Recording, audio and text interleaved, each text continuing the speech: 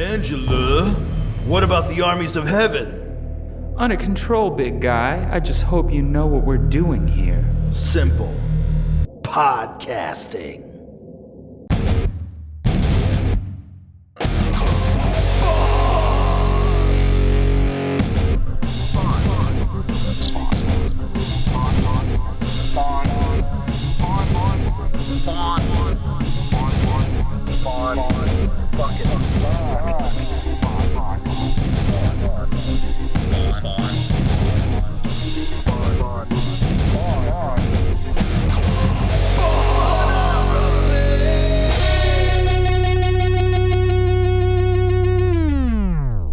Welcome back to another episode of Spawnography Hellspawn. I'm your host, Pierce Slide, pronouns they, them, here with, as always, George Marston, pronouns they, them, or she, her.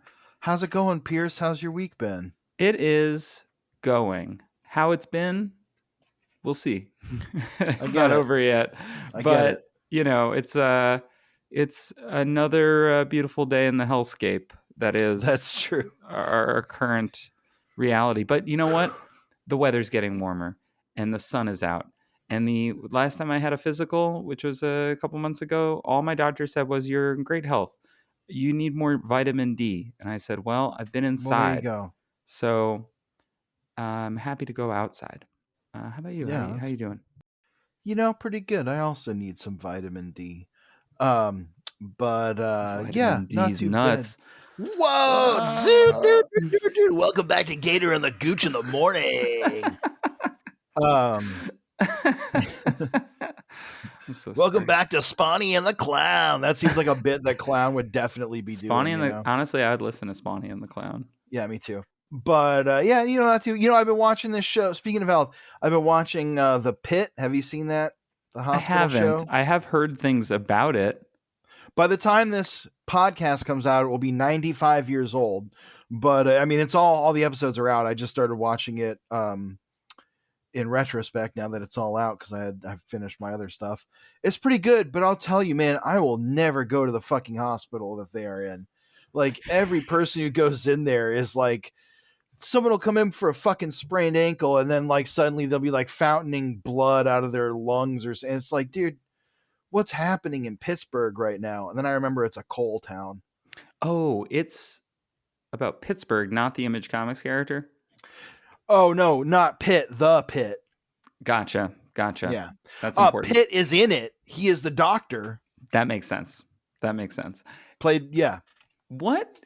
So here's the thing. I don't think I've ever read an issue of Pitt. What the fuck is Pitt? Is he a Hulk? It's Dale Keown, right? Yeah, I think so. Yeah, it's Dale Keown. And you know, he did have that long Hulk run, so he's definitely a big monster man. I'm looking him up right now, what we can know. Okay, he's like a alien human hybrid who's Perfect. Genetically engineered killing machine. There Great. You go. All we ever needed to know about Pitt right there in that moment. Perfect. Good for him. Thanks, Internet. Yep. If you see Pitt on Indiegogo, don't fund it. Wait, why? I think it's like a Comicsgate guy now. Ah, man. You know, I'll have to double check that so we don't blow him up for no reason, but let's double check that. Let's not have hearsay on the podcast. We already make up enough things about Alf. That's true. Which we have had one comment. Shout out to Zach. Oh yeah, Dale Keown was having a tough time a couple years ago when that's what happened. Yeah, he did a live stream where he got super drunk and like accidentally broadcasted himself sleeping for 4 hours after like ranting about how much he hated She-Hulk for being, talking about how Hulk was his best friend and they took his best friend from him. It was pretty sad. Honestly, I hope he's gotten help. That's what I actually hope. Well, Dale Keown, I hope you're okay. That's pretty rough. But hey, that's what'll happen if you keep watching the MCU. I don't know. I heard that Thunderbolts, by the time this is out, we'll know if Thunderbolts is good or not. My coworkers saw it. My coworker Will, who I used to work with me at Newsarama, now works at another part of the same parent site. Newsarama, whose views are not represented in this podcast, if you can actually believe that. Glad we cleared that up. Matter of fact. Yeah, what the fuck was I just saying when I brought that up? Thunderbolts. Thunderbolts. Yes, my coworker Will from Newsarama saw Thunderbolts. The power of ADHD, everybody. You're hearing it in action. He said it was his favorite since Guardians, the original Guardians. That was He said that 12 it years was ago. he said that it was maybe even better. He said he might have even liked it more than Endgame. Everyone who What? saw it said it was fucking incredible. All my coworkers who hate Marvel were like, okay, this is the Marvel movie I liked. Florence Pugh is apparently Oh, wow. like incredible in it. We'll all know if this is bullshit what I'm saying by the time this podcast comes out. But no, apparently it was a very fantastically good movie. And another thing that will be out by the time this podcast comes out will be some opinions that will reflect Newsarama, but that I'm writing about how a big part of the reason this summer's superhero movies seem so special and seem to be really drawing hype is that they're doing real blockbuster movie making again. Like Florence Yeah. Pugh did a stunt jumping off like the second highest skyscraper in the world, like fucking Tom Cruise style. They blew up an actual building. They're building real sets for Fantastic Four and like practical costumes for Galactus. It's a huge selling point, I think, and a huge remedy, I think, for what we're all feeling as superhero fatigue, where the movies just feel like cut and paste, like iCloud nothing.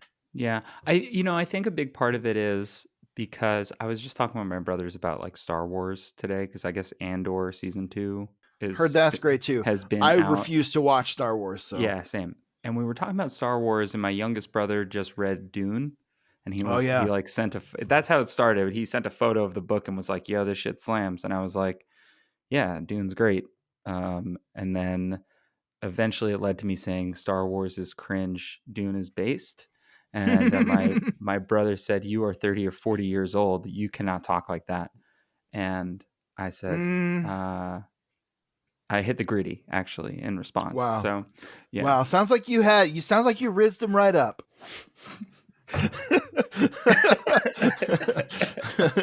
Sorry, I did not mean to say that to you while you're drinking from your Turtles mug. That was great.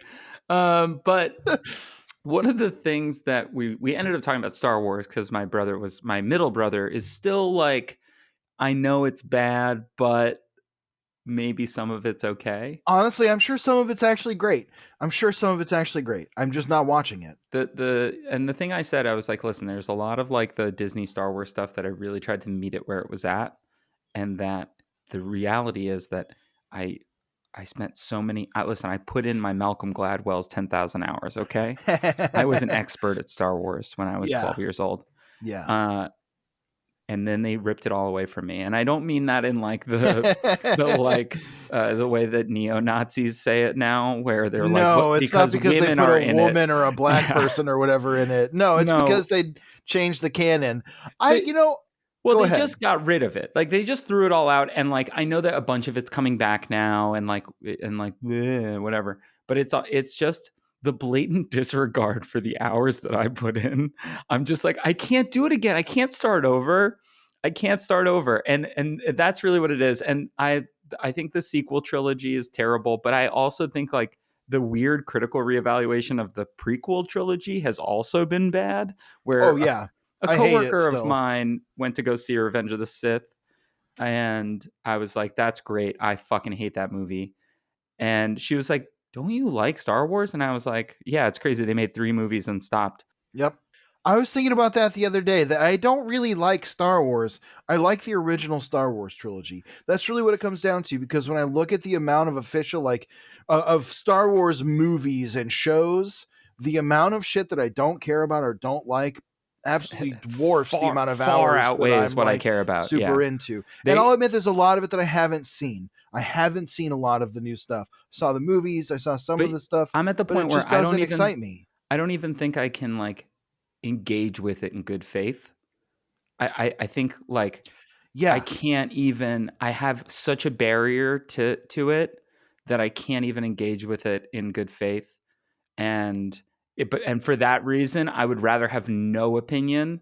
I would rather just like not see it. It's how I felt about Game of Thrones. I've never really watched Game of Thrones. Oh yeah, and it's fine. And I loved not engaging with Game of Thrones because I loved not having the water cooler talk or caring about it. I think everybody would have told you while Game of Thrones was still going that you absolutely had to be watching Game of Thrones. But the minute Game of Thrones was over, I think it was clear that you do not ever need to watch Game of Thrones. It's just not good. The ending is terrible. The thing it with all builds to something. But Star Wars, I will say, I agree with you 100% on Star Wars. Exactly what you said. That I just abstain. I'm just tapped out. The conversation around it and the possessiveness that the worst nerds in the world have over it is so repellent that I feel like a jock when someone mentions Star Wars. I'm just like, you fucking nerds like yeah, Star me Wars. too. Like, just I'm gonna go throw a football. I don't know. Like, it's just so Listeners, George has never thrown a football, so that's huge.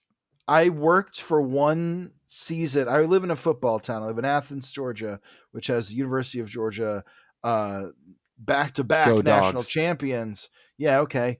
And for about for a full football season, I worked in a memorabilia store, a football memorabilia store, and it was well, I was working with a girl I was dating, and that was pretty cool.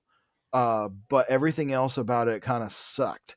One night, because I'll tell you, man, I literally learned like 2 or 3 catchphrases to like seal the, like, to get people to stop talking to me, like, oh, I guess if Aaron Murray seals the deal, like that. And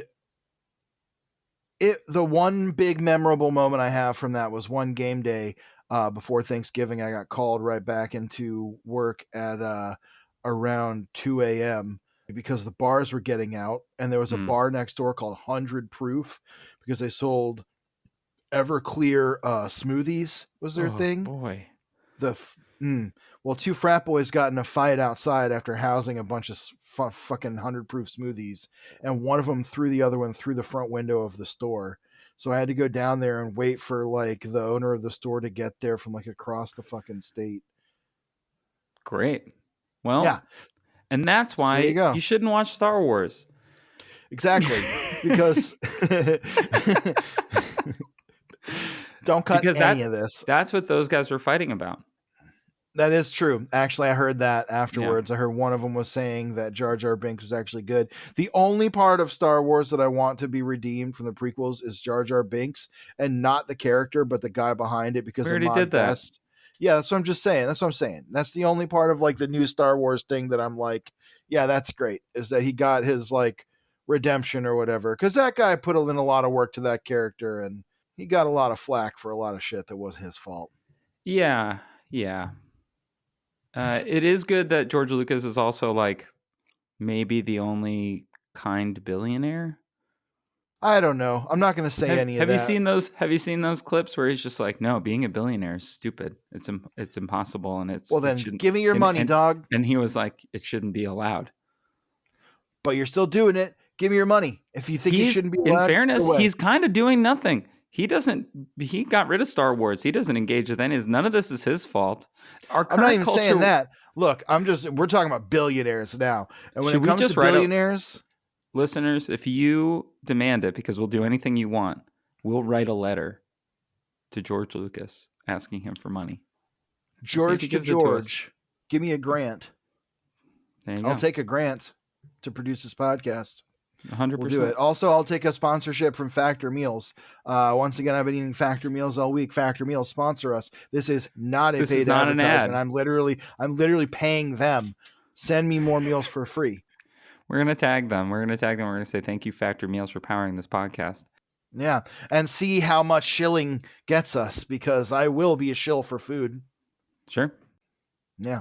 Anyway, we've got 2 more issues of Spawn.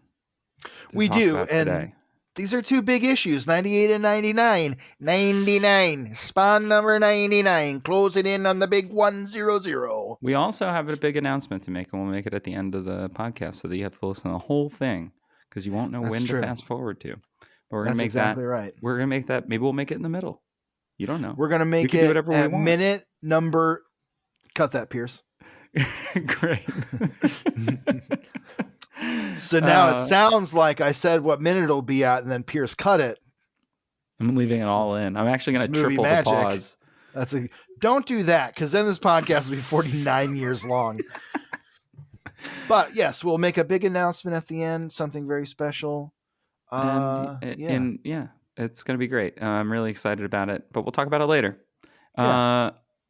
Today we've got Spawn number 98 and 99, and I don't have those issues, so I read them in the compendium like you.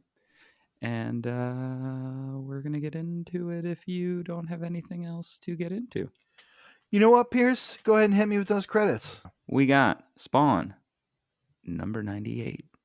Todd McFarlane Image Comics present The Trouble with Angels. Plot by Brian Holguin, Todd McFarlane. Story by Brian Holguin. Pencils by Greg Capullo. Inks by Danny Meeke. Copy editor and lettering by Tom Warzakowski. Colors by Dan Kemp and Brian Haberlin. Cover by Greg, Todd, and Danny. And they all write their names in like a little scroll, which is kind of fun on this cover. Dedicated to Stanley Rosenblatt. Are you aware of Stanley Rosenblatt? The name rings a bell, but Stanley Rosenblatt was a trial lawyer fighting against the tobacco industry, who won like the largest damages award in the history of U.S. litigation against U.S. cigarette companies. Well, that's good. You know that, then I'm going to take a 1-minute diversion here. Did you know that cigarettes are responsible literally for all of the world's evils? And I don't mean that because of the cancer. I mean that because they invented modern advertising. Oh, yeah, that tracks. We've talked about Joe Camel on this podcast before. Our friend of the pod, Joe Camel. Cigarettes got popular because cigarettes were incredibly unpopular, unfashionable to smoke. They were considered the lowest form of tobacco, not even like the common people. Only the poorest people would roll a fucking cigarette. But a guy invented a way to roll cigarettes and then had to figure out how to sell them because no one wanted to buy them, and he was able to roll like 2 million cigarettes a year. So he had to figure out a way to sell those because no one wanted to buy them. So he started putting nudie cards in the packages, like of scantily clad ladies. This is at a time when anybody could buy them, so like kids started buying them. They started buying them up. The thing that really put cigarettes though into the global market that made them popular worldwide was World War I, because cigarettes were issued to American soldiers as their tobacco ration. And so they wound up trading them and carrying them all over, and they became incredibly fashionable. And that's how, because, and so that's also how they invented like the concept of modern advertising with like selling sex instead of the product that you're selling. It also helped that Lucky Strike hired Don Draper, and he came up with They're Toasted.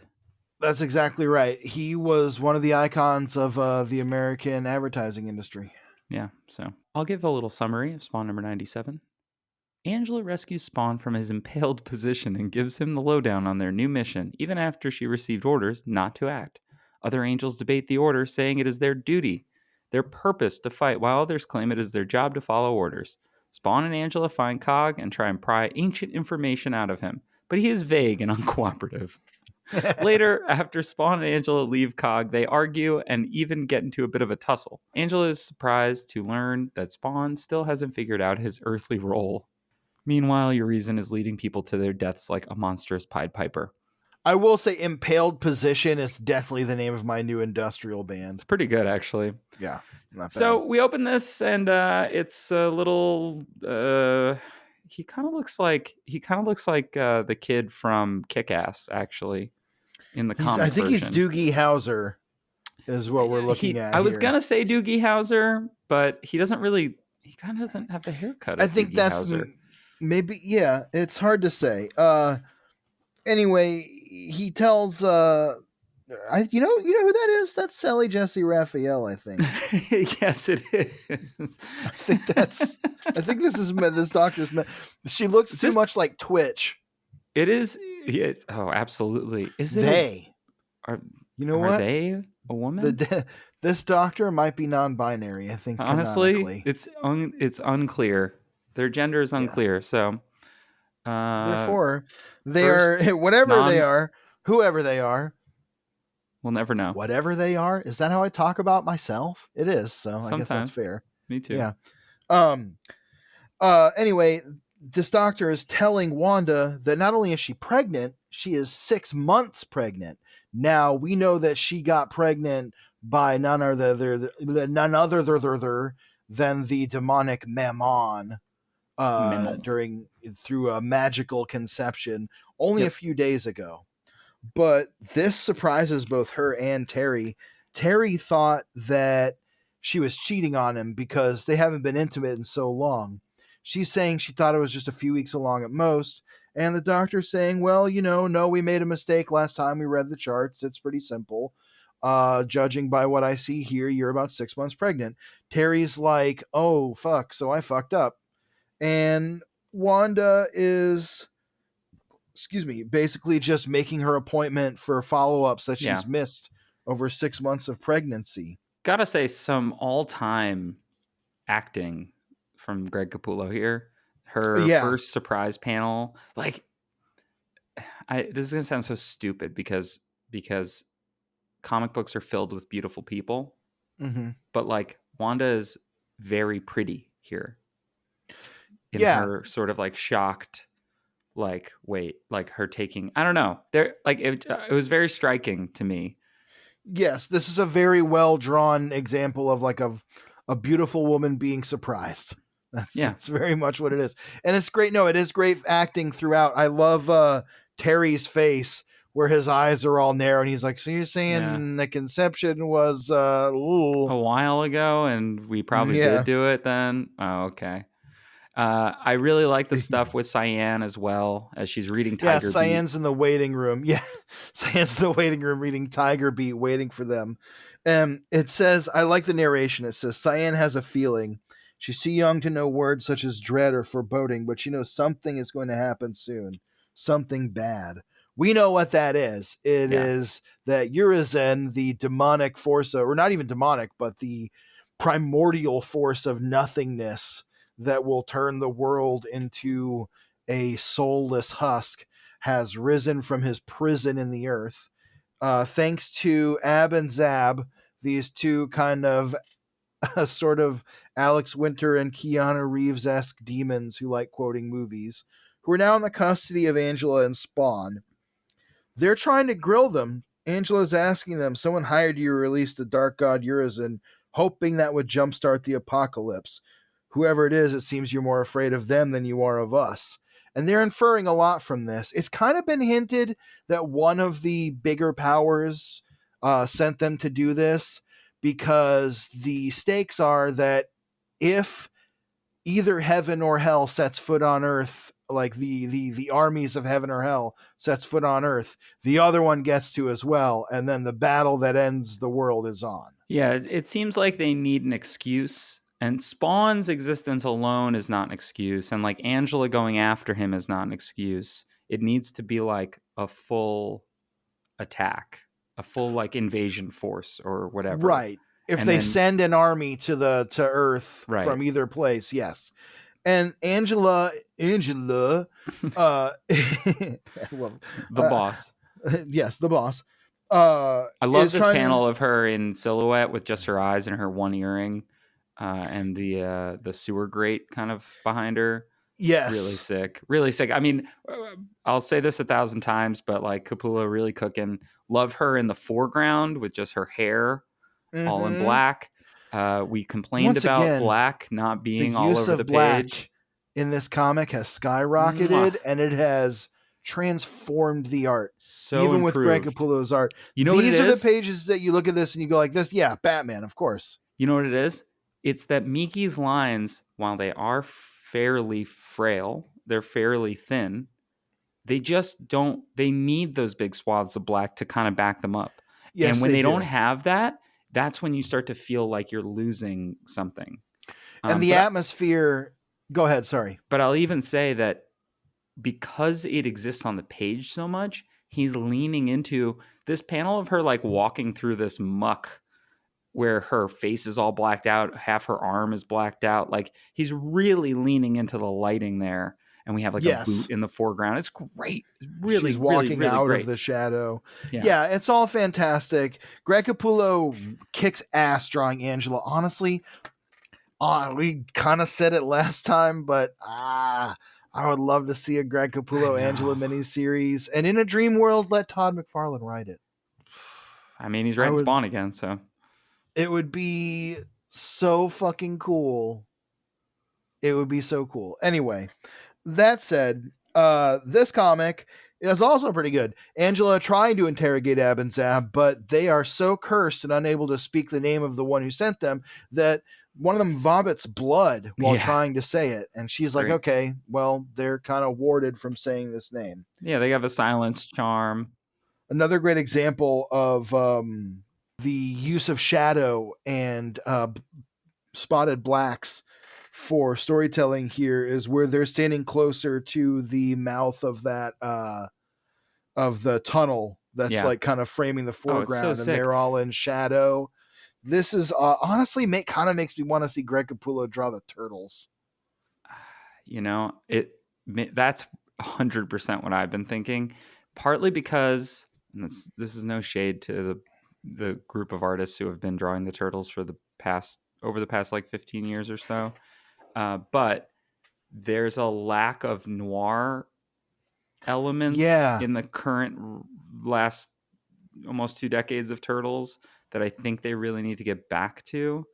Um, it's similar to our criticism of these issues of Spawn. I hire us to need write Spawn Teenage Mutant Ninja Turtles. Jesus. That would fucking slam. That would make a weird bit of sense. Wouldn't it, in a weird way? Malbolgia. What is the pitch there? Is like Malbolgia and Krang? Don't give it away. Oh, or does like Shredder just become a Spawn? I mean, That'd be that pretty seems like the cool. easy one, right? Yeah, Malbolgia just is like, here's a K7 Letha, buddy. yeah. This Shredder and immortal Jason warrior. win. Anyway, Shredder Spawn would look so sick. Okay, IDW, we call can't us. give this away. IDW, call us. I know your emails. Um.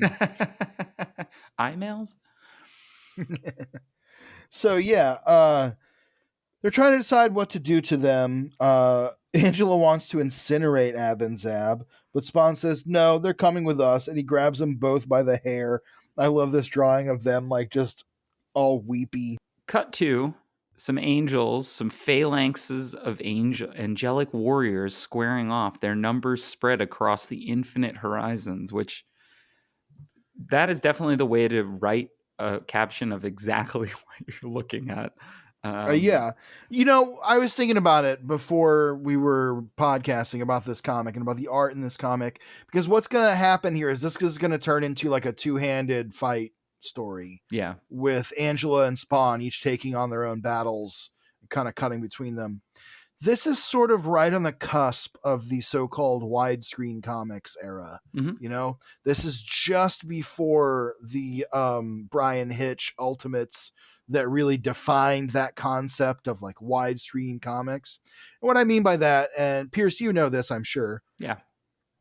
Listeners, if you aren't familiar with the term, it's a cinematic style of art where the camera, the so-called camera of the viewer, is often pulled far back and show greater scope and scale for superhero stories.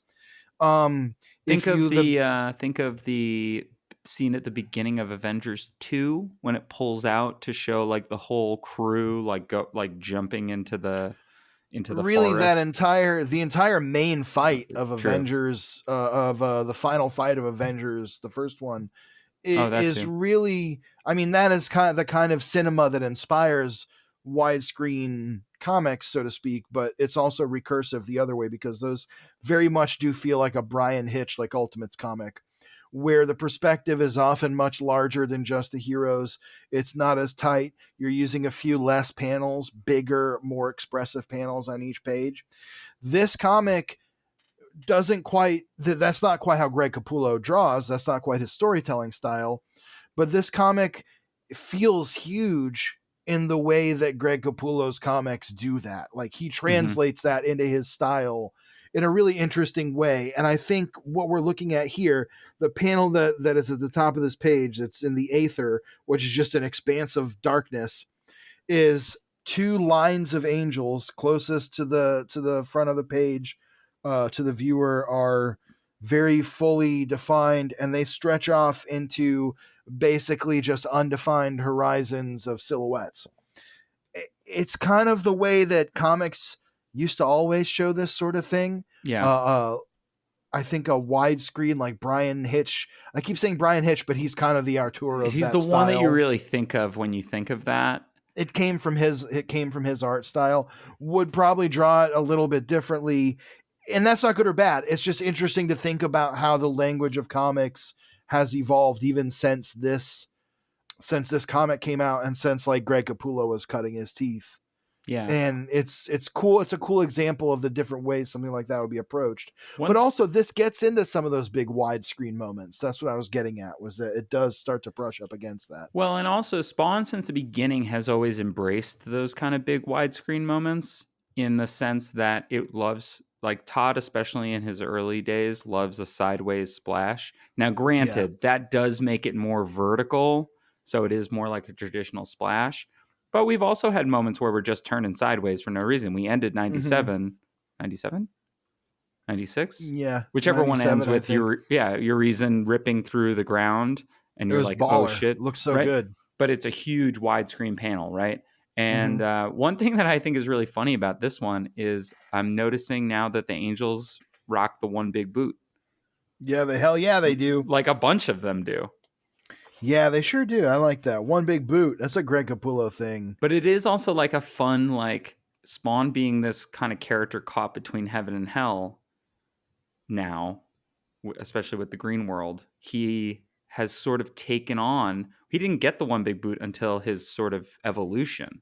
Yeah. So it's almost like, oh, you kind of you evolved into this being that now has a hallmark of heaven within you. I think that's cool. I think it's a little visual thing. I don't know if it's on purpose or if Capullo just likes to draw that way.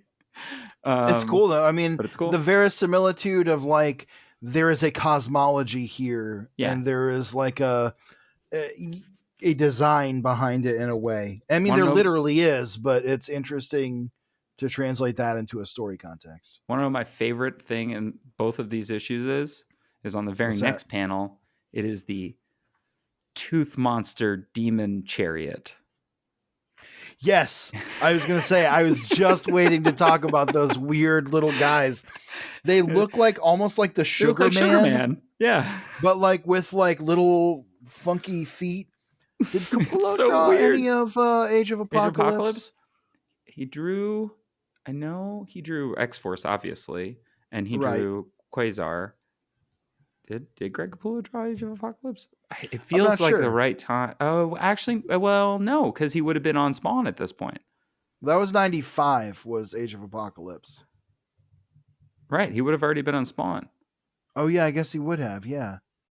Well, whatever. I was just curious. We can cut that out. Doesn't matter. I do love those things, and they do kind of have that weird Sugar Man type face. And I love the next page where we see them in silhouette with the two different angels.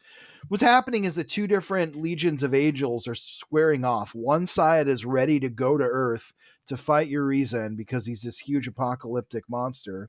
The other side is saying, no, you can't go. The heavenly hosts, the creator, they're saying you cannot go and we must not defy their orders. One legion is basically like, well, we don't give a shit, we're going to go anyway. And she says, don't you know that the enemy, the adversary, that's how he fell from heaven, basically Satan? Right. Basically warning them that like if you go through this, you'll become like who we fight against typically. Like this is how you fall. Yes. One side says we will not defy the throne, and the other side says, very well, but neither defy us. Our decision is made. We'll accept the consequences. Pray do not stand in our way. Back in Malice, Pennsylvania, which I love that. I want to move to Malice, Pennsylvania. That's where that hospital must be. They are Angela, Ab and Zab, and Spawn are watching Urizen tear through the town. Now, we talk about widescreen comics. This is one of those panels that made me think of it, that he's really brushing into that, is this huge silhouette of Urizen destroying the whole town, wreckage everywhere. It looks fucking awesome. You know what And the little problem that I'm having with Urizen to this point is? mm, He is too small. He's not attacking New York. He's not attacking, you know what I mean? Like, he's not. well, I think He, he's supposed to get bigger. I think the idea is that he I swallows up know. more and more of the earth. I guess. I guess. But I'm just like, I do wish there was a little bit more like we're not destroying a small town and a little more headed, much like Cygor, he's headed towards New York, right? Because I do think that that's where the widescreen thing would have really Yeah, exploded seeing into like. Urizen blast through New York. Yeah, I think that would be that would be a different story, but I think it would really work. Do you I think though mean, do you think that would sort of unmoor the world? Because to this point, right, Spawn has been a fairly grounded comic that then, if you like destroyed the Empire State Building, for instance, yeah, that's fair. keeping in mind also that it might not be the Empire State Building that you destroy in the year 2000. I mean, to be fair, we've seen like the CIA headquarters or whatever it was Right. get blown up We've by a frickin' just, helicopter. right. But it's not really a Spider-Man-y type comic like that where you're getting out of the alleys and into the rooftops of like looking out over Manhattan and stuff in the same way. Yeah. He's more brooding and lurking than he is like swinging through the But do city you in the think that same way. it would just like Urizen theoretically is so big and so powerful, more than anything we've ever seen at this point? Like, yeah, we saw one helicopter like smash into a building and it whatever. Do you Yeah. think it would unmoor the world of the story too much that like Sam and Twitch have to deal with this and the night people have to deal with this? I know we haven't checked in with those characters in quite a bit at this point. Do you think that Malice, Pennsylvania is partly so that we don't have to, you know? I I think it's partially, yeah. I mean, what I think about Malice is that I feel like that's supposed to be the place where he was like captured for whatever reason. It just feels like a Defenders comic from like the 70s or 80s. Yeah, that's true. You know what That's I fair. mean? It's like It does. Doctor Strange and fucking Hulk and Silver Surfer have to go to Malice, Pennsylvania because a demon showed up and is like destroying things, and they'll team up with the Gray Gargoyle, who you found out is like it's actually his fault because he was trying to sacrifice Hellcat or something. Did you know that Gargoyles is crossing over with Fantastic Four? Gargoyles, like the gargoyles? Like Yeah. Disney's gargoyles? Yeah. They just announced Gargoyles Fantastic Four today. I was like, this is my hole. It was made for me. George, yeah, but we could not, though. I don't care. Why not? Well, is Jonathan Frakes going to be back? Never No, mind but then. it is written by Greg Weisman, who created All Gargoyles. right, then I'll allow it. It's fine. Now I'm okay. I'm back on board. Yeah. Jonathan Frakes though is Doctor Doom coded, so this all makes sense. One time when I used to have a beard years ago, he complimented my beard at WonderCon 2011. That didn't happen. It did happen. It did actually happen. No, it wasn't WonderCon. You're right. It didn't happen. It was MegaCon. It was MegaCon that it happened. No, I'm just doing the beginning Orlando, of Florida. What, Unsolved Mysteries or whatever the fuck. Oh, fucking that didn't Fact happen. or fiction beyond belief. Yeah, we made it up. Not this time. I'm going to give a pre-recommendation that anyone who's listening to this who is of legal age, where it's a legal place to do it or whatever, who gives a fuck, smoke a big fat roll of weed and watch compilations of Jonathan Frakes going, we made it up. It didn't happen. Not this time. That's not true. There's another good compilation you could watch while if you're in your I'm getting stoned watching Frakes compilations, where he's just saying the weirdest shit like, have you ever gone a wandering beneath a pale blue sky? What's the tallest man you've ever seen? You ever learn how to ride a bicycle? I wish Jonathan Frakes and Todd should have traded shows. Wow.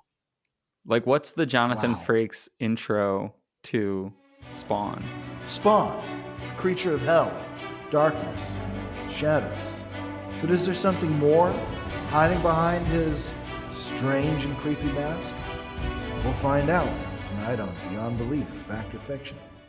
Great. I'm glad we did that. Glad we went on We that did journey. A lot right there. We did so much for no reason. That's what podcasting is. That's what podcasting is. So much I have like a question. that. I have a question for you about Urizen. Is he naked? It doesn't matter. Is he hanging dong? No. Oh, well, I mean, he's got that big, long chain weapon. I think that could be his dong. Or is he beyond gender? Well, I mean, I think he's technically beyond. I think Urizen, it is technically beyond gender, beyond rationality, beyond any sort of like human conception of identity. It's true. We keep saying he, but that's because. I mean, the comic is kind of saying that for us. Has it? Oh, you're right. You're right. You're right. They do use he, him pronouns for him. Anyway.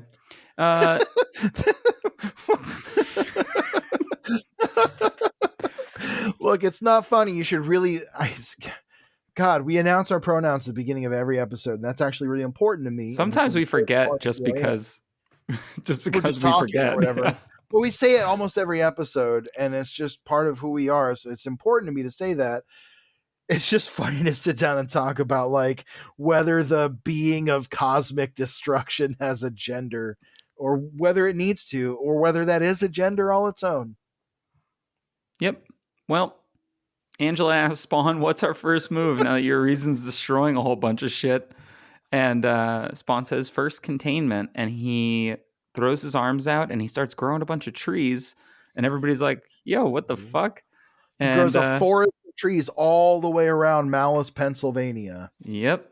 And this is where I was like, okay, Urizen is really just like a force of destruction, almost like a mindless one, where like, and unfortunately, I think that took a little bit away from Urizen's like menace to me. Because the fact that he's sort of like, and we'll get to this more in the next issue, but the fact that he's more of a bullet than anything else. Yeah, I mean, he's kind of just a force of nature. It's almost just a force of destruction. Made him like a little less compelling to me. Made them a little less compelling to me. Made it a little less compelling to me. Made Zur a little less compelling to me. Angela doesn't know how Spawn did this. This does lead to a panel that I don't understand.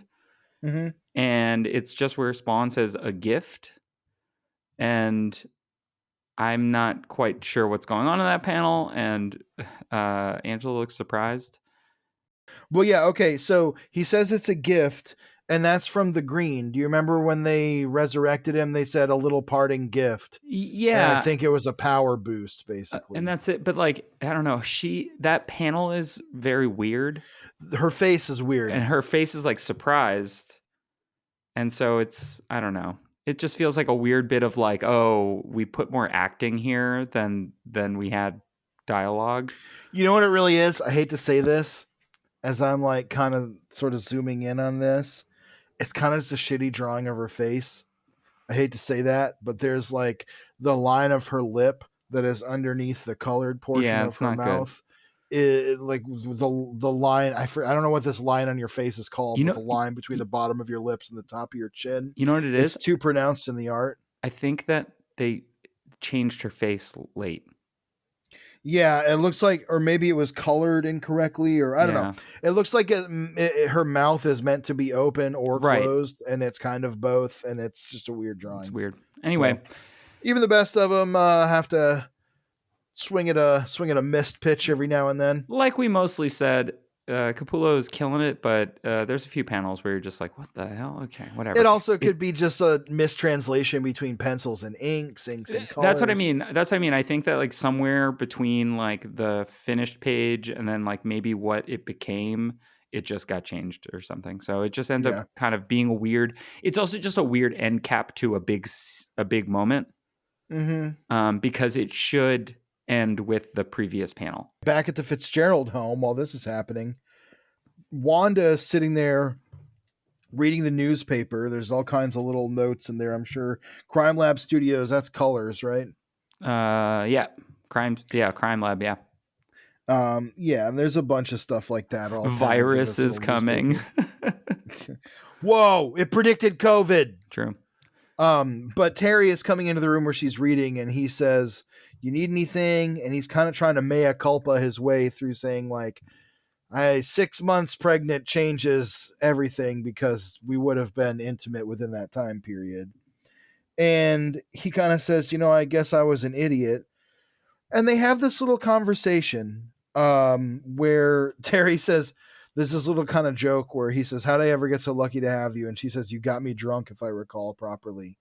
Which is just kind of a funny little like husband and wife banter joke. But they have this conversation that really has been brewing and building for a long time, where Terry says, I sometimes I feel like I'm competing with a ghost, meaning Al, because of course Wanda is Al's ex-wife, Terry is Al's best friend. She says, am I sorry he died? Yes, but am I sorry I'm with you? Never, not for a moment. And it's just this very tender moment between them where you can see her teardrops kind of dropping on her wedding ring. And Terry says, you think about him every day, don't you? And she says, you think about him? And she says, yes, I do every day.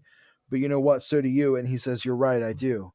And it's kind of this return for them after these many months of issues of turmoil, of mistrust, and of Al kind of Being fucking an around with asshole. them. Yeah. Yeah. Kind of getting in their Especially shit. especially for Terry, because once he got his face back and he's like, yo, I'm back, taking your girl. And Terry was like, bro, what the fuck, man? And like, they haven't really reconciled fully since then. I was going to say, I want to give the comic credit for not just having the next issue be like having a little 2-panel man to man where it gets undone. I think that would have made the moment here between Wanda and Terry feel less impactful. And also, it just shows that Spawn is a comic that's interested in a linear direction. Even if it takes a long time, it's trying to go forward and trying to take a step forward and not necessarily constantly undo or remake its status quo in Well, that and way. and that's the thing that I think Todd has brought up in the letters columns a few times, where he's like, the problem with modern comics is that, yeah, Doctor Doom showed up once, and then you just wouldn't see Doctor Doom for 20 issues. And now you see a new character that people like, and you see him in a miniseries, and you see him in the next arc, and you see him in the arc after that. And by the time you get through a year of stories of that character, you're so sick of him that you never want to see him again. Right. And even with the small human elements of this story, sometimes we do take a break from it for a little while. But I have to give Todd and the rest of the team credit, because it's not that we forget that those things exist, but they give them enough time to breathe that when we see them again, they don't feel annoying.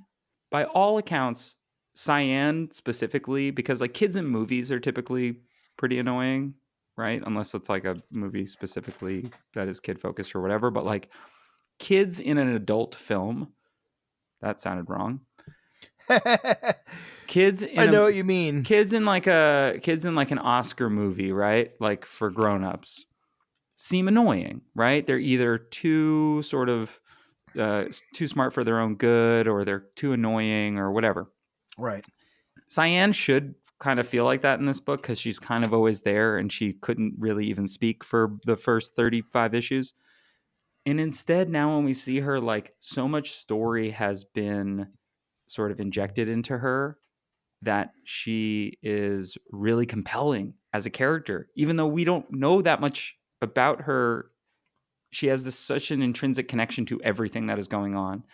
And that's even what makes one of the most terrifying artistic scenes that's about to come Yeah. up kind of work, even though it's It, extremely weird.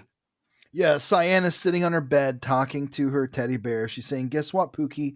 We're going to have a brand new brother or a sister, maybe. I'm not sure. What do you think of that?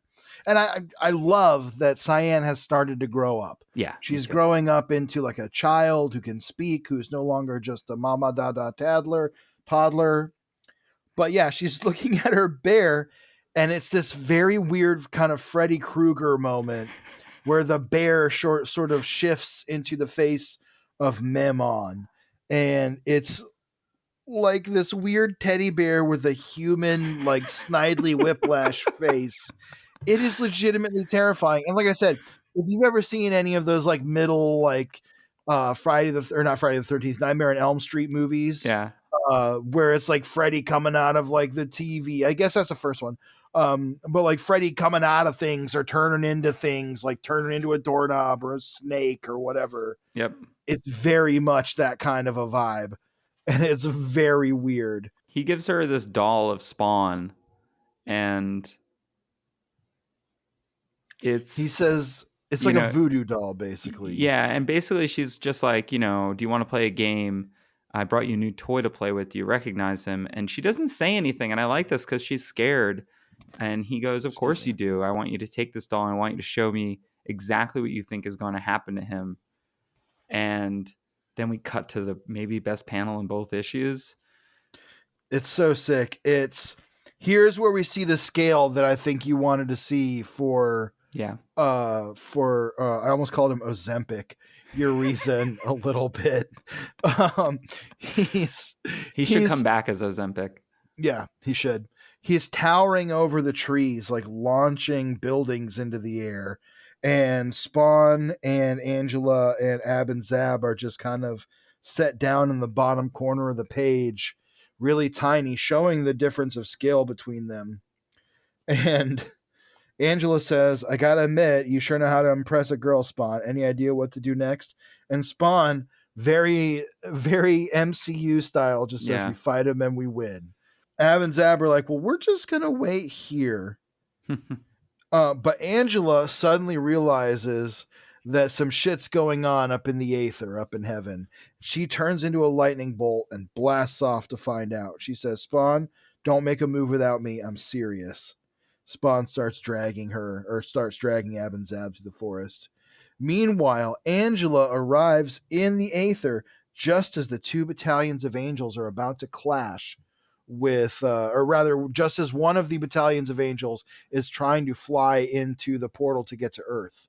Yeah. She shows up and says, look, you are not allowed to cross this threshold. If you do, the armies of hell will move forth on the Earth, and that will be it. And they're like, no, Earth is in peril. We're going to go. And I love this moment where Angela is like, you are not getting past me. I'm not going to let that happen. And I love the little lead up to the splash of Angela with her giant battle axe weapon facing off with like the whole horde of angels. I love the way Greg Capullo draws Angela. I do. And honestly, I love Angela. The more I see her with Spawn, especially, Angela and Spawn is like endgame. Like, that's, you get it. You want them to be together in a sort of way, and they work as a pair. I love when they come together like this. She's just so assured and like kind of funny and frank. And especially right now, Spawn is very arch and very like driven, but not really fully informed. And but like you're saying, back on Earth, Spawn's dealing with Urizen still. He's hurling buildings at Urizen. Urizen is toppling all the buildings, and Spawn picks one up and throws it at him. And looking at this, you're kind of right. There's no reason this couldn't be in New York or like a part of New York or something. There's really not, because this is just wreckage of buildings everywhere.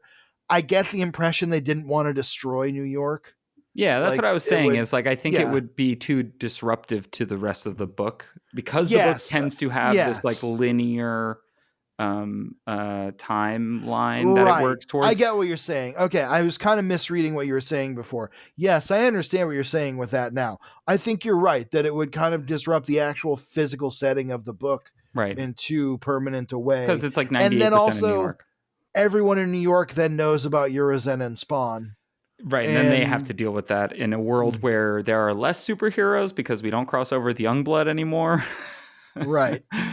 Spawn is fighting Urizen, hurling buildings at him. We see Spawn's strength on display here as well in this page. And Memon is basically telling through all of this, weird teddy bear Memon is trying to induce Cyan to tell him what she thinks is going to happen. And she is like holding the doll, and he's trying to get her to do like a psychic reading on it, basically. And she says, "Leave him alone." Memon says, "It's a little too late for that, I'm afraid. Events have been set in motion and there's no way to stop them. The die is cast, the battle is joined. Now only one question remains: who is going to win?" And it is Spawn versus Urizen. And this final splash page is so badass, of the just absolutely gigantic Urizen taking up the entire page almost.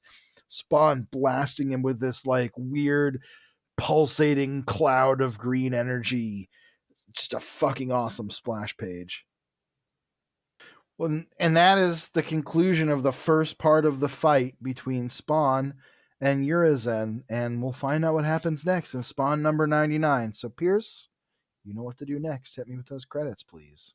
All right. Spawn number 99. Todd McFarlane Image Comics present The Edge of Darkness. Plot by Brian Holguin. Todd McFarlane. Story by Brian Holguin. Pencils by Greg Capullo. Inks by Danny Meeke. Copy editor and lettering by Tom Warzakowski. Colors by Dan Kemp and Brian Haberlin. Cover by Greg and Danny.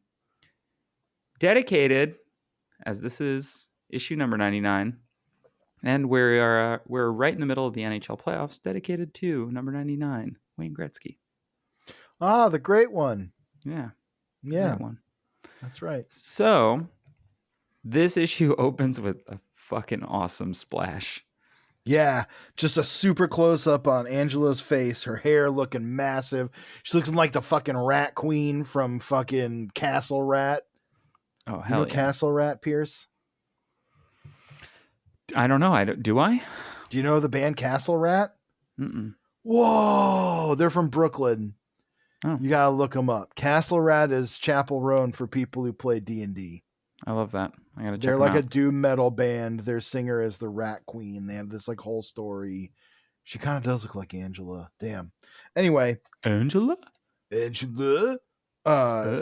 She says, "Maybe you didn't hear me the first time." And as you turn the page, you see that she's in the ether. She's saying, "Stay away from Earth."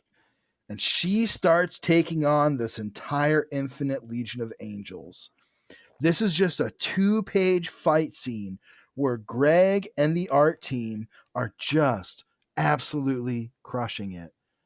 Yeah, and there's a few things at work here that are really great. One, we've said it before, lots of black. But two, stuff in the foreground, the stuff that's basically not Angela, being in this like blue, really helps you focus on the action, really adds a lot of momentum to the pages. Yes. And Holguin's narration is great. The airless nothing of demispace echoes with her battle fury, where she is called Angela. And it just rules. And I love it's very also Simonson Thor, like cosmic-esque here. I was gonna say the thing that actually reminds me of is Simonson Thor. It's the Bridgie Yaller Brew, like it's not that good, but it's got that not as feel. iconic a moment, but yes, it's got that feel to it.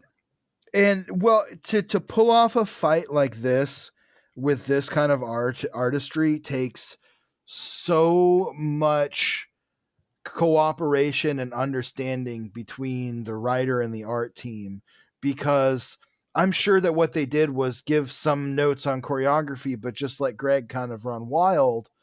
And to be able to do that so effectively, he's got to be tapped in. You know what I mean? He's got to be in sync with the rest of the team. And the colorists, the inkers, they're all really working together on this, and it makes for a great page. I love that the second page has like Angela's face as the background with the panel set on top of it, just showing her, she says, "This isn't a debate, kiddies.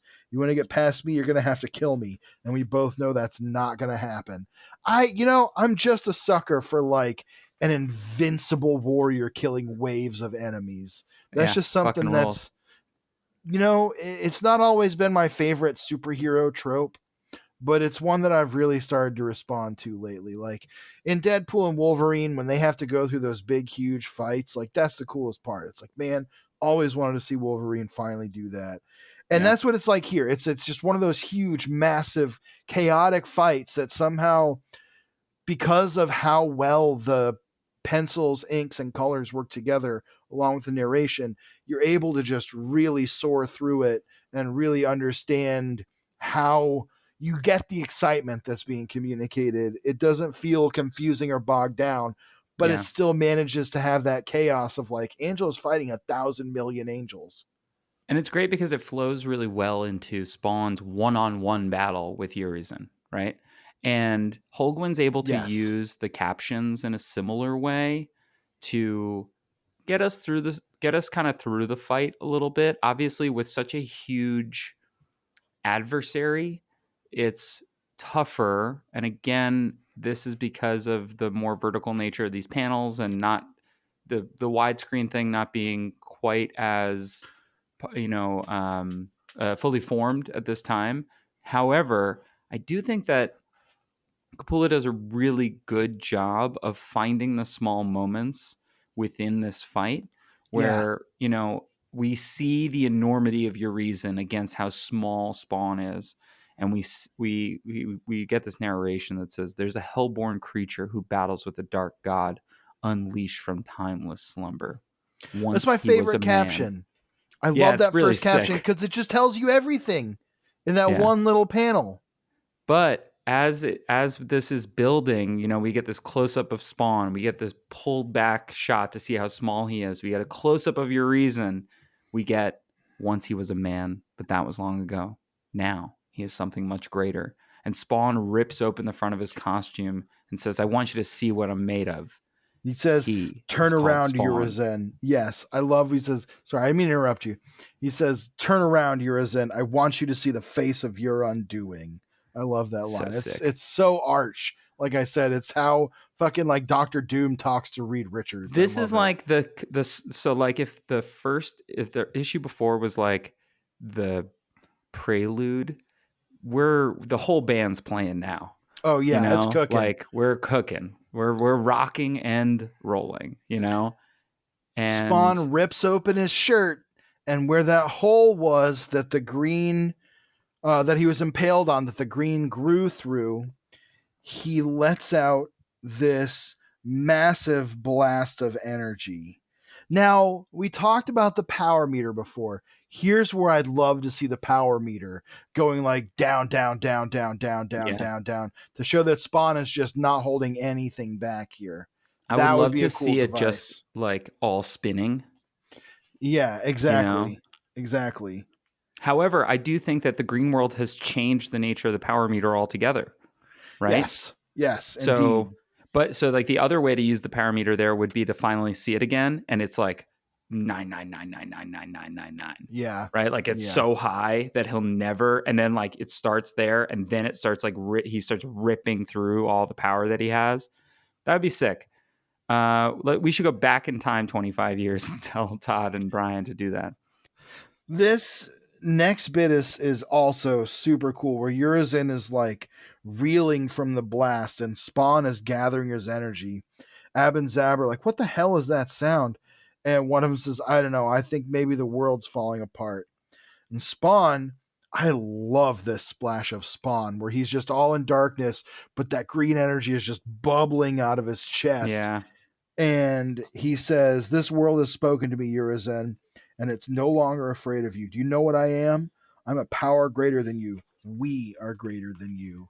And that, I think, is him channeling that force of pure life and bountiful verdance that he used to create that forest that is kind of the ultimate opposite of what Urizen is, which is this void of nothingness where nothing grows and nothing actually lives or But I even also think dies.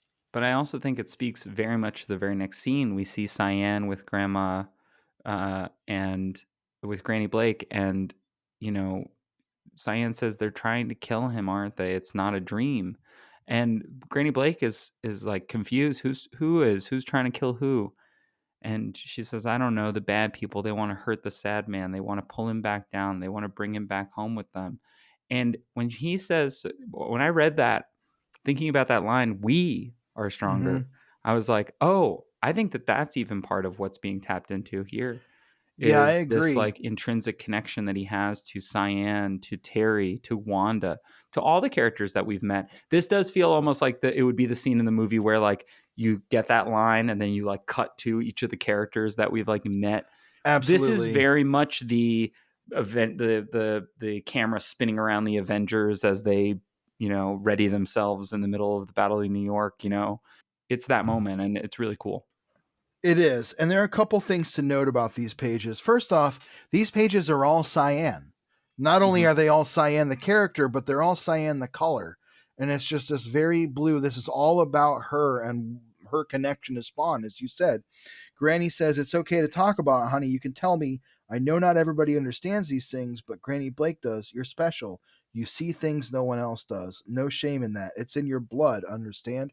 Which I kind of like that because it shows that Granny Blake, there is something there about her recognition of Al and the way that she sees him and thinks about him. There's something to her own sight and her own emotional sight and her own intrinsic ability to sense things. Yeah. She tells Cyan, "You need to hold him as hard as you can. Hold him in your mind, surround him with your thoughts, and protect him. You've got to be his anchor, and then they can't drag him down, okay?" And then Granny Blake says, "And I've got you, baby. No one's going to hurt you because I'm going to be your anchor." And inside, uh, it's Terry and Wanda getting ready for bed. She is having some morning sickness, and she says, "Terry, there's something wrong. There's something inside of me. I can feel it. It wasn't like this with Cyan. This is different." And Terry's trying to reassure her, but when we look at Wanda here, she's very pregnant, Yeah, more compared to what we pregnant than she saw in the was last, even in the last issue. Yes, which is just moments ago, really. which is getting closer to the nightmare that we saw her have a couple issues ago, which Yeah, is for us as a reader should really be keying us off like, hey, you should be a little bit worried here. I think it's a great detail. The way that these scenes really like flow into each other is great. It's funny to cut immediately back to Angela just ripping through these hordes of angels. I love it. She It's says, "I'm going to awesome. take your leader's head and chuck it into the heart of the sun." Just like totally badass, totally brutal. There's just like weapons and ribbons and armor floating in space all around Angela from the legions of angels that she's been destroying. And just as she's about to kill Domina, the leader of the host of angels that was trying to go to Earth, three beings show up that say, The "Stop heavenly this absurd hosts. behavior." Yes, the heavenly host who say, "We are here at the bidding of the throne." Three beings that speak in unison. And they say, "We are here to reiterate the order. You are to stand down on pain of ultimate wrath. You are not to interfere with the events of the earth. There will be no further debate on this matter." And Angela's like, that's literally says, "Well, that's what I've been saying." And they let her go. They say, "Angela is not our concern. She's free to follow her own lights." Just as this is happening, Spawn has his chains all wrapped around Urizen's hand. They're like wrestling his cape. And Angela arrives in a bolt of lightning. Love how she transitions out of that scene just before into the scene with Urizen. It's Yeah, the really, lightning really, bolt going across really multiple cool. panels. So Really cool. cool. Love it. That's just a cool classic superhero comic thing that's like, that Totally. looks great.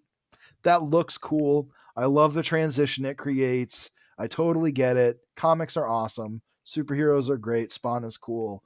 How about all that? We get to the scene that And we did at the top with Angela and Spawn saying, simple podcast. yeah, In this case, it's simple fight. And it says, outcast force of both heaven and hell. They're linked in battle with something older than either realm. He is older than words, older than memory. I love this panel at the very bottom with both Urizen and Angela in silhouette, Yeah. where Angela, you can see her giant weapon and he's trying to step on her. And Uh, Spawn's just like a scrap of cape. It's awesome. At the same time, Terry is trying to get Wanda to the hospital, and Cyan is back at home with Grandma Blake, and she's saying it's happening. Now, here's the thing. There's a little bit of I'm a little bit twisted on exactly how I interpret the stuff with Cyan.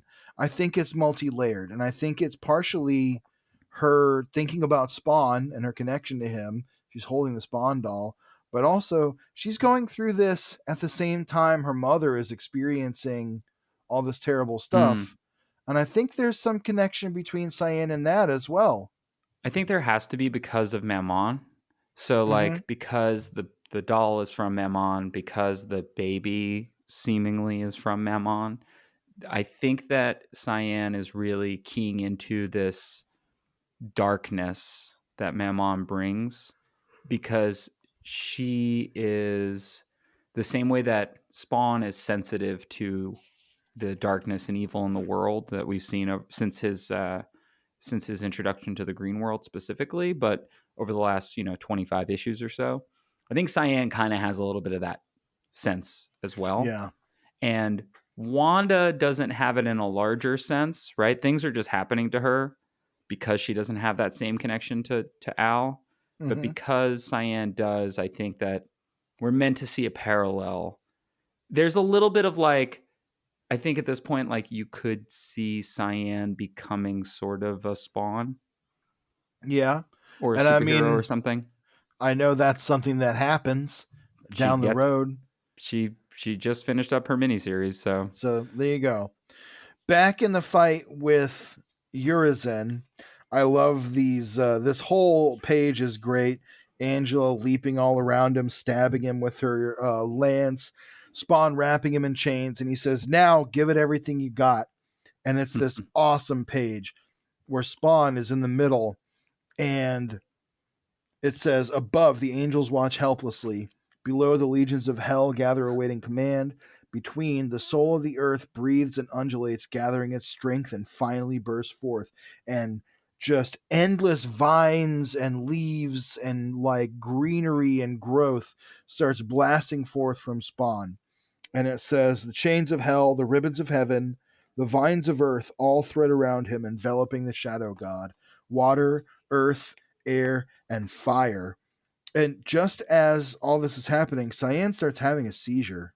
It seems that whatever Spawn and Angela are doing is working. He is being bathed in radiant light from below the earth, where once there was like lava flows coming up to meet Urizen's step. Now instead it seems to be this heavenly light. Lightning is striking from above through Angela's lance to fell him. And that's that.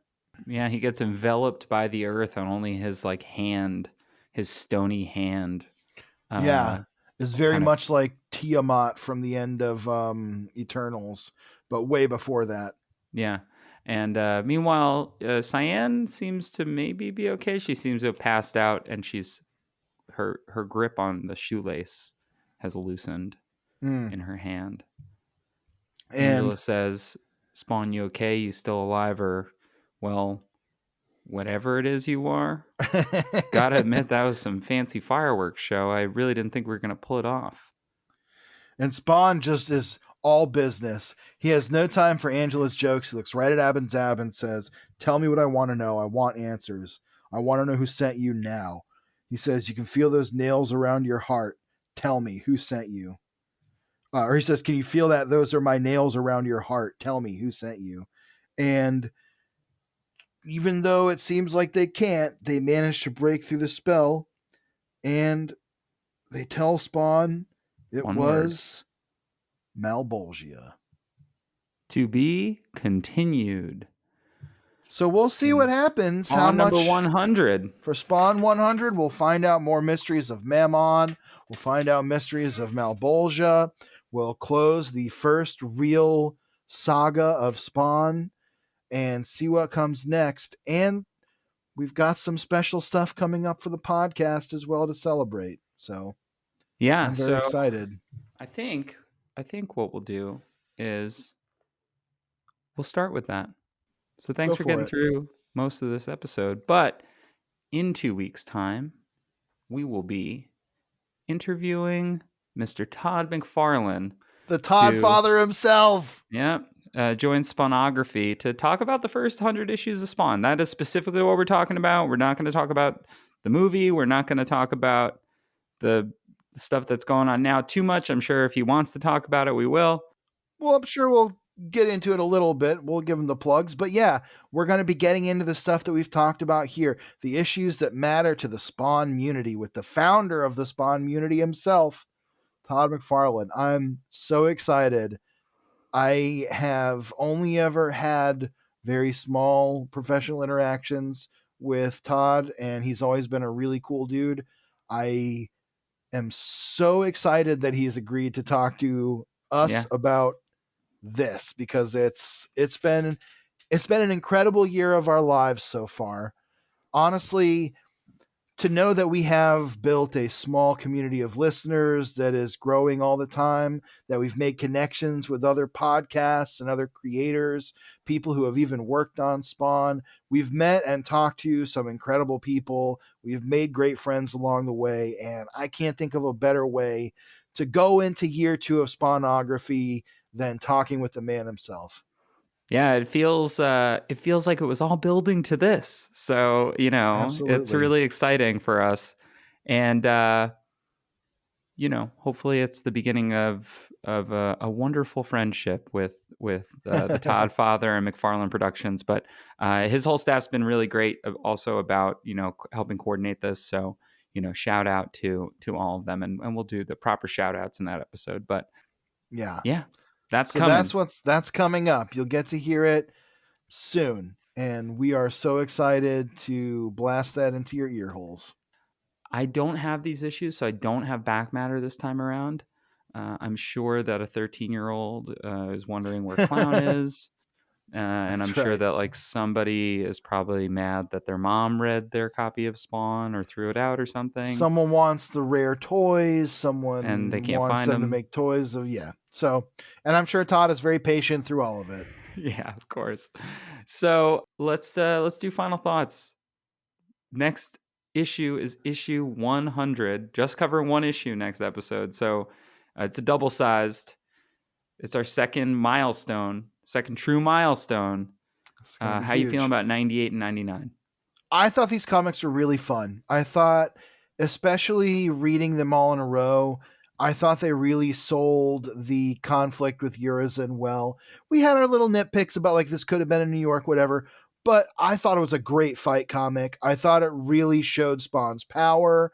I thought it showed the threat of Urizen effectively. And I think if I was reading these month to month, I would have been like, yo, holy shit, because this is like so much payoff for so many cool things.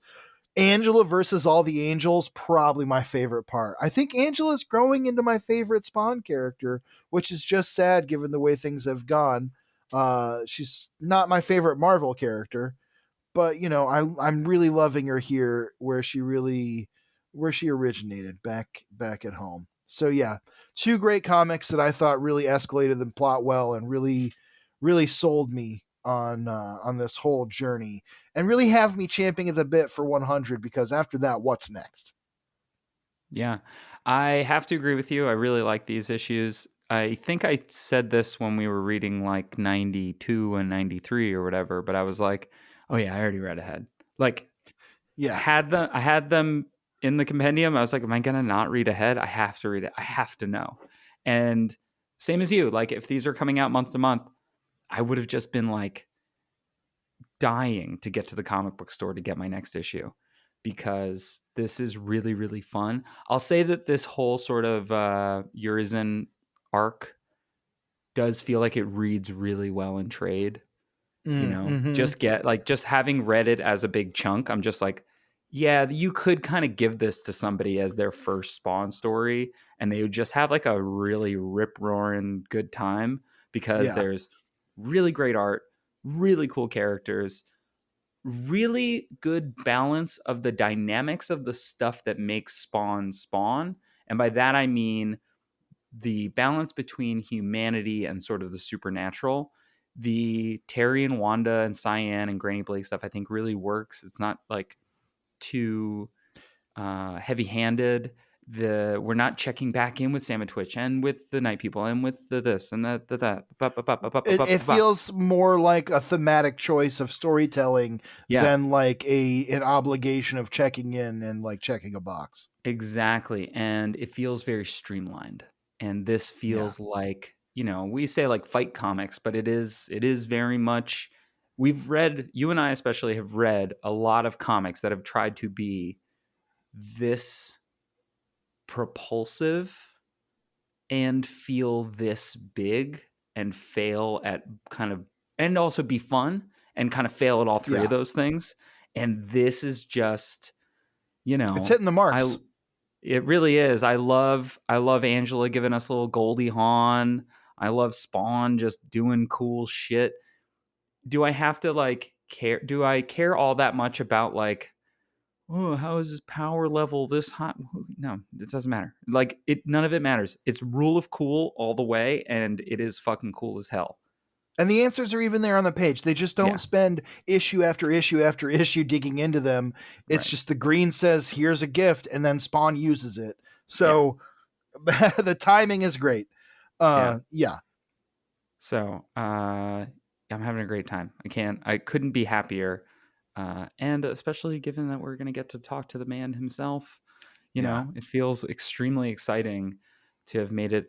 Boy, at this point, we're only a quarter of the way through his magnum opus. So, but it makes me excited to just be like, wow, where are the next 100 issues going to take us? That seems really insane. So, and that's what's really cool at this point is that, when I started this, Spawn was kind of a curiosity to me in a lot of ways. Like, I didn't have the history of like being a lifelong reader.